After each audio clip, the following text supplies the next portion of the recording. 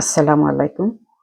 আমি আজকে ১.৫ কেজি এখানে রসুন নিছি, ছিলে ধুয়ে নিছি, ব্লেন্ড করব, ফ্রিজ করব। ব্লেন্ড করে পুরা ২-৩ মাস আমার যাবে। এই যে আদা নিছি ২ কেজি। আদা ছিলে কেটে ধুয়ে ছোট, ছোট করে কেটে নিছি। আদার ভিতরে আঁশ থাকে, তাই আদাকে কেটে নিছি। রসুন কাটা লাগে না, রসুন একটু নরম থাকে, এজন্য রসুন শুধু ছিলিয়ে নিছি। আর আমি ব্লেন্ড করব। এই যে ব্লেন্ডার আমার লাগাই নিছি। এই যে আগে চপ করব, এই যে চপার, চপ করে তারপরে ব্লেন্ড করব। এই যে ব্লেন্ড এটার ভিতর করব, তারপরে ট্রের মধ্যে রেখে ফ্রিজ করব আর কি।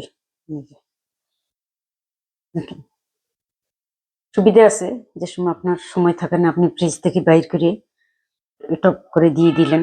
আহ, রসুন আদা আমি সেপারেট রাখবো, কেউ কেউ আছে একসাথে করে, আমি সেপারেট রাখি।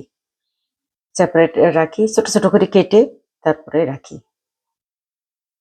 এই যে, আর আমি তো সবসময় আসলে এই দেশে সময় পাওয়া যায় না, অন্যান্য কাজ থাকে আমার, এই জন্য আমি আর ইয়ে করতে পারি না, এই সাথে সাথে করতে পারি না ফ্রেশ। এটাও ফ্রেশ থাকে নিজেরা করা, আমি কোনো পানি অ্যাড করি না, শুধু একটু তেল অ্যাড করি একটু। আমি কোনো পানি অ্যাড করি না, এই যে তেল অ্যাড করি। এই যে তেল দেব, এই 2-টার মধ্যে 1 কাপ পরিমাণ তেল লাগবে, 1 কাপ। এর বেশি লাগবে না, দেব না। আর কিনতে পাওয়া যায় এখানে, কিনাগুলোর মধ্যে আমার কোনো ভরসা নাই, শুধু পানি থাকে। আর এর সাথে দিলে, তরকারির সাথে দিলে কেন টেস্ট হয় না, আমার কাছে ভালো লাগে না, এই জন্য আমি নিজে করে রাখি দিই। এই যে আমি ট্রে রেডি করে নিছি, একটার মধ্যে আদা রাখবো, একটার মধ্যে রসুন রাখবো। ট্রের মধ্যে আমি এই যে ক্লিন ফিল্ম লাগাইয়া একবার কোট করে রাখছি।